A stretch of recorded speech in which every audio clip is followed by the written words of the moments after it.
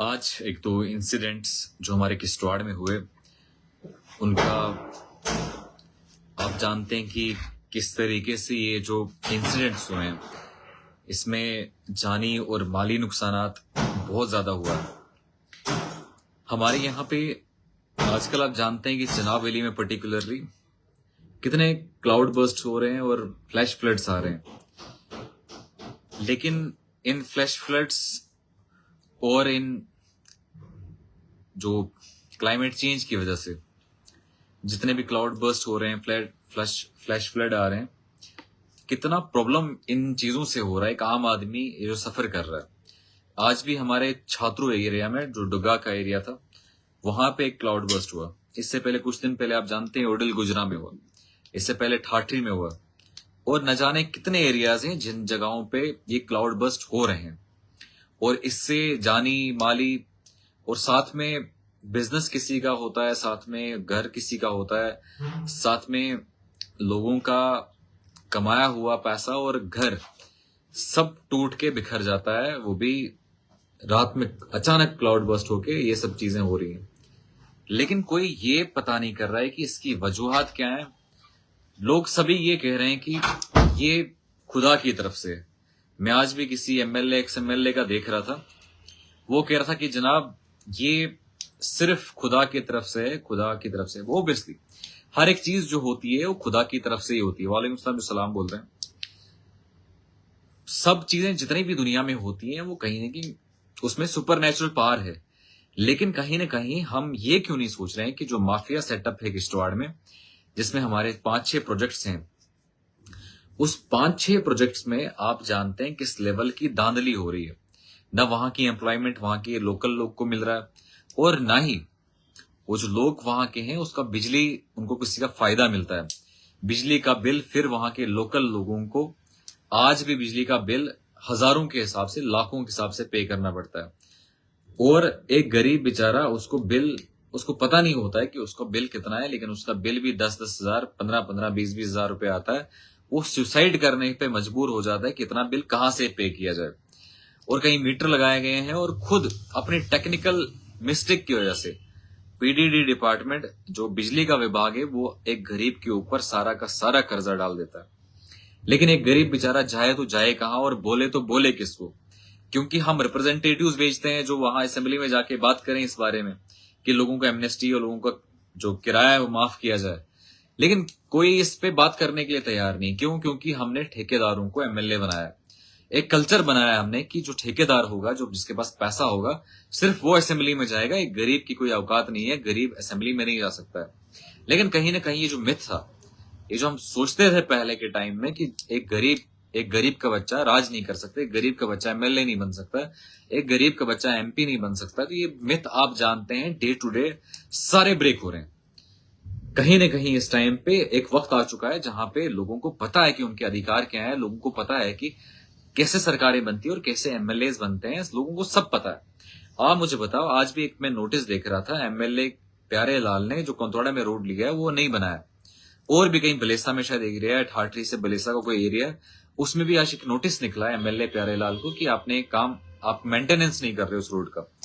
तो आप खुद ही सोचिए कि किस तरीके से एक आम आदमी को बेवकूफ बनाया जा रहा है कि एमएलए बनते हैं, पैसा खर्चा के एमएलए बनते हैं, और एमएलए बनने के बाद जब ये लोग एमएलए बनते हैं, असेंबली में जाते हैं, तो किस तरीके से धांधलियां करते हैं।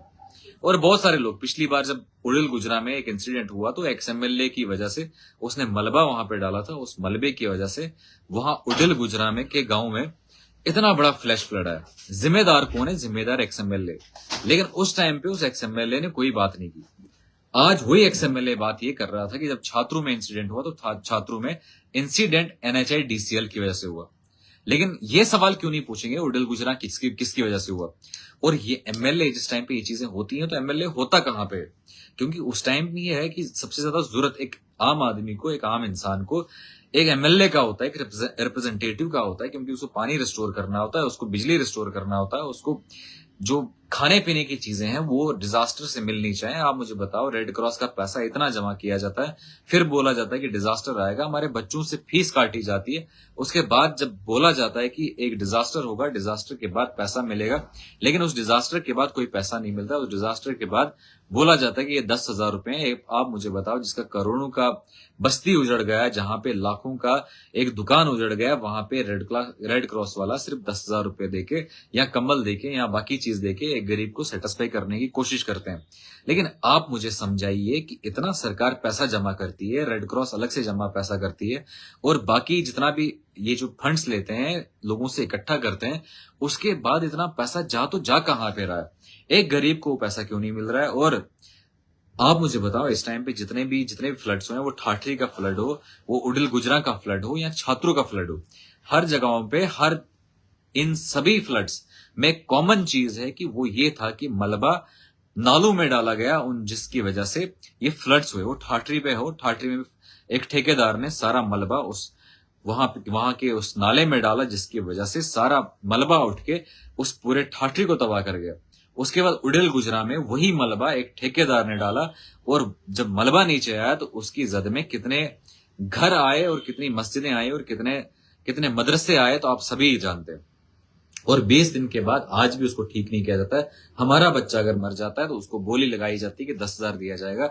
हमारा कोई किसी का कुछ मसला हो जाता है, किसी का घर टूट जाता है, उसको 10,000 की बोली लगाई जाती है। लेकिन जब बड़े बड़े लोगों का प्रॉब्लम हो जाता है, जब बड़े बड़े लोगों के घर गिरते हैं, जब बड़े बड़े लोगों के कोई इशू होते हैं, तो उनको इंश्योरेंस दिया जाता है, और वो भी करोड़ों के हिसाब से इंश्योरेंस दिया जाता है। अगर किसी की गाड़ी गुम जाती है, उस गाड़ी को जो गुम गई है उस बंदे को पूरा 4 लाख 5 लाख दिया जाता है। लेकिन एक आम आदमी, एक गरीब आदमी अगर प्रधानमंत्री आवास योजना से घर बनाया या उसने अपना घर बनाया, उस बेचारे को कोई नहीं पूछता है वो कहां जाए, उसकी अपनी मर्जी है। कोई एमएलए उसको नहीं पूछता है, कोई वहां का ब्यूरोक्रेट नहीं पूछता है।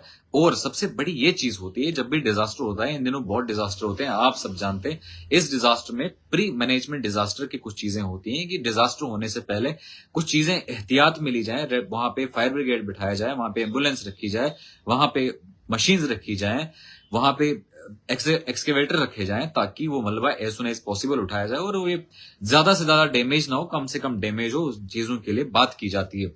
लेकिन ये जो बात करने वाले थे, ये बात करने वाले आज धर्म की राजनीति करते हैं, धर्म की सियासत करते हैं और अपनी ठेकेदारियां चलाते हैं।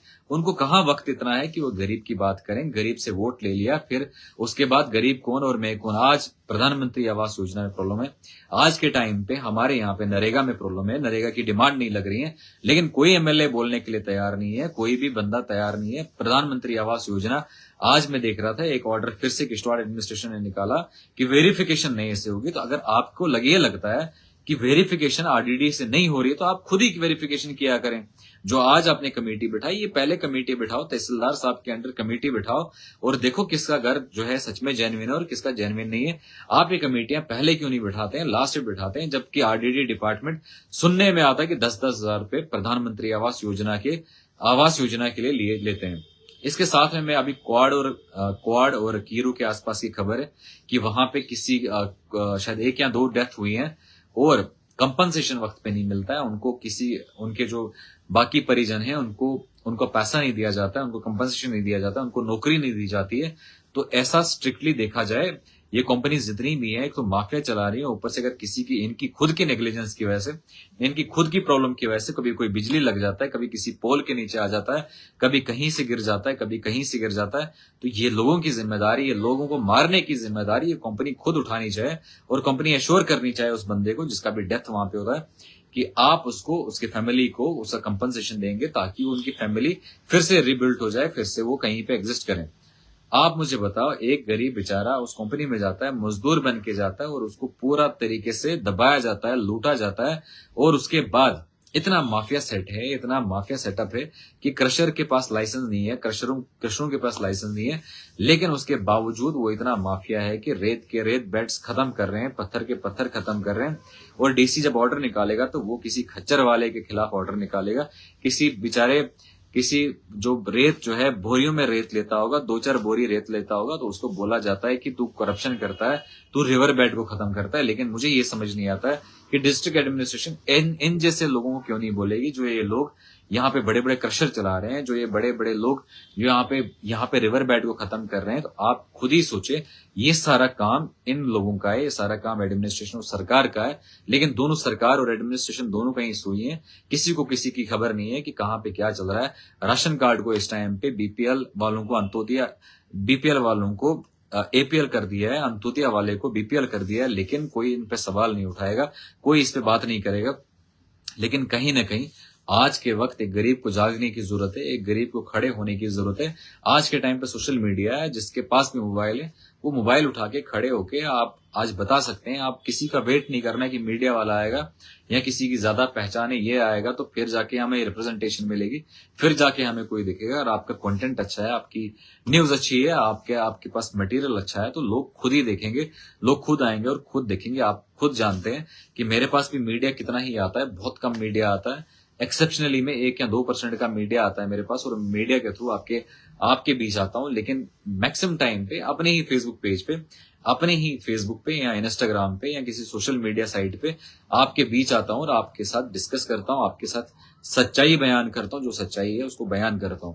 और सच्चाई बयान करने में ना आपको प्रॉब्लम होना चाहिए, ना किसी को प्रॉब्लम होना चाहिए। आए भाई मकान की कोई इन्फॉर्मेशन है आपके पास? आकिबा, अभी तक जो प्रधानमंत्री आवास योजना, इंदिरा आवास योजना पहला नाम था इसका, तो मोदी ने इसका नाम चेंज के प्रधानमंत्री आवास योजना रखा। आवास योजना के हिसाब से हाउसिंग फॉर ऑल, सभी को घर दिए जाएंगे बाय 2029। लेकिन ये कह रहे थे कि 2029 से पहले ही हम सबको मकान देंगे जितने भी गरीब लोग हैं। तो लिस्ट इस बार बनी थी, और लिस्ट बनने के बाद ऐसे लोगों को काटा गया था जो जेन्युइन लोग थे।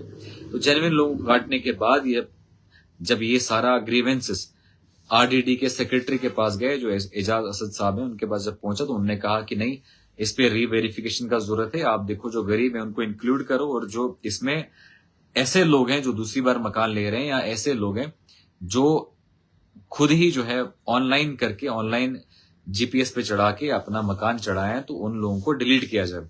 तो ये सारी प्रक्रिया अभी चल रही है, ये सारी प्रोसीजर अभी चल रहा है। आज डिस्ट्रिक्ट किश्तवाड़ के एडमिनिस्ट्रेशन ने भी, अगर आप किश्तवाड़ से हैं तो उन्होंने रीवेरिफिकेशन के लिए एक टीम सेटअप कर दी है।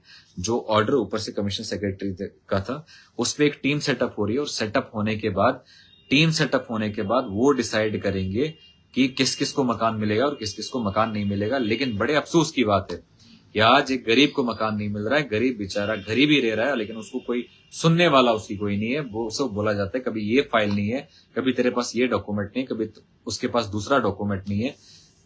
अगर कोई भी इंफॉर्मेशन है, एक किस्त पड़ेगी नहीं, अभी तो किस्त नहीं पड़ेगी, फिलहाल कंफर्मेशन होगा, उसके बाद इस पैसा कब आएगा पीएम आवास प्लस में। अभी तो फिलहाल सैंक्शन होगा, उसके बाद ही पैसा होगा। हाँ, पुराना पूछ रहे हो तो पुराने में शायद कुछ टाइम लगेगा, अभी तो उसके बाद पेमेंट हो जाएगा। लेकिन जो नया है, नए का अभी जो नया प्रधानमंत्री आवास योजना है, उसमें अभी वेरिफिकेशन होगा, उसमें रीवेरिफिकेशन हो रही है, और उसके लिए कमेटी डिस्ट्रिक्ट एडमिनिस्ट्रेशन किश्तवाड़ ने बिठाई है। तो उसके बाद ही वो कमेटी जब रिपोर्ट करेगी, डिलीट करने के बाद और कुछ लोगों को ऐड करने के बाद, जिनका सर्वे ऑलरेडी हो चुका है और सर्वे के टाइम पे वो डिलीट हुए हैं, तो उनका फिर से उनका मकान इसी बार आ जाएगा। और मकान आने के लिए उनका किस्त, जो आप कह रहे हैं किस्त में थोड़ा टाइम लगेगा, किस्त भी उसके साथ ही पड़ेगा। लेकिन कहीं ना कहीं हमें जितने भी लोग हैं, जब हमारे पास ग्राम सभा बैठती है, तो हमें ये बोलना चाहिए कि जो सबसे ज्यादा गरीब है, तो सबसे ज्यादा गरीब बंदे को सबसे पहले मकान मिलना चाहिए। लेकिन बड़े अफसोस की बात है, मैं गांव गया और मैंने गांव में ऐसे लोगों को देखा जो सबसे मार्जिनलाइज्ड से, सबसे गरीब लोग थे, उनका नाम काट दिया गया, उनके नामों को डिलीट कर दिया गया, उन नामों को उनने अलग कर दिया है। लेकिन वहीं पे जिन्होंने पैसा दे दिया है, कई जगहों पे पैसा भी दिया गया, जिनने पैसा दिया उनके मकान चढ़ाए गए। आप मुझे बताओ, 10-10, 20-20 हजार रुपए का बोली लगती है कि 20,000 देगा तो मकान चढ़ेगा। बहुत जगहों पे ऐसी यहाँ पे मुझे शिकायतें आई कि लोगों ने बोला कि लोग यहाँ पे पैसा पकड़ते हैं, आरडीडी के डिपार्टमेंट के कुछ लोग जो हैं वो पैसा पकड़ के उसके बाद यहाँ पे लोगों के नाम चढ़ा रहे हैं। लेकिन बड़े अफसोस की बात है, इतना सब होने के बावजूद कोई इंक्वायरी नहीं है, कोई कुछ नहीं है। अभी इन्होंने एक कमेटी बिठाई है कि जो इसमें जेन्युइन बंदे हैं उनको, जेन्युइन लोगों को उसमें रखें, और जो डिलीट करने हैं उनको आप उसको डिलीट कर दो। सर अगर आप सच बोलेंगे तो अंदर जाओगे? हाँ बिल्कुल, आज सच्चाई की बात करना, एडमिनिस्ट्रेशन पे सवाल खड़े करना, और अगर सरकार के खिलाफ बोल रहे हो तो बिल्कुल अंदर जाने का पूरा आपने तैयारी रखना है।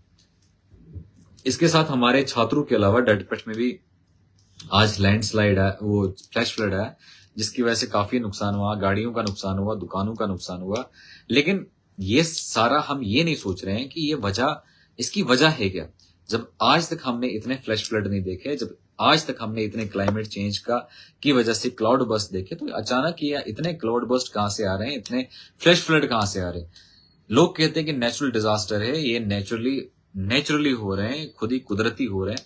लेकिन बड़े अफसोस की बात है, जब वो खुद फंसते हैं तो उस टाइम कहते हैं कि नेचुरल इसकी वजह से है। लेकिन कोई ये नहीं सोच रहा है कि इतने प्रोजेक्ट हमारे किश्तवाड़ में खड़े कर दिए, इतने प्रोजेक्ट होने के बाद एनवायरमेंट सस्टेन नहीं कर पा रहा है। कितना एनवायरमेंट सस्टेन करेगा, इतने प्रोजेक्ट इतना ब्लॉक कर रहे हैं, पूरे एनवायरमेंट को ब्लॉक कर रहे हैं। उसके बाद इतने ब्लॉक करने के बाद आप देखो, उसके बाद ये सारा पानी ब्लॉक करने के बाद वहां पे लैंडस्लाइड्स होती हैं, वहां पे क्लाउड बर्स्ट होते हैं, वहां पे फ्लैश फ्लड होते हैं। लेकिन ना उन प्रोजेक्टों की बिजली हमें मिलती है, ना उन प्रोजेक्टों से हमारे नौजवानों को कोई नौकरी मिल रही है। लेकिन फिर भी हमारे यहाँ अपने घर डूब रहे हैं, हमारा बिजनेस खत्म हो रहा है। लेकिन कोई इस बारे में नहीं सोचेगा। बड़े बड़े किश्तवाड़ में माफिया चल रहा है, बड़े बड़े लोग जो है माफिया चला रहे हैं। लेकिन वहीं पे एक गरीब बंदा बिजनेस करे, धंधा छोटा मोटा करे, लोन निकाल के कोई सेटअप खड़ा कर दे, तो उसको तोड़ने में कोई कमी नहीं रखते हैं। जैसा कि आप जानते हैं, मेरा व्हील्स इन कंपनी का सर्विस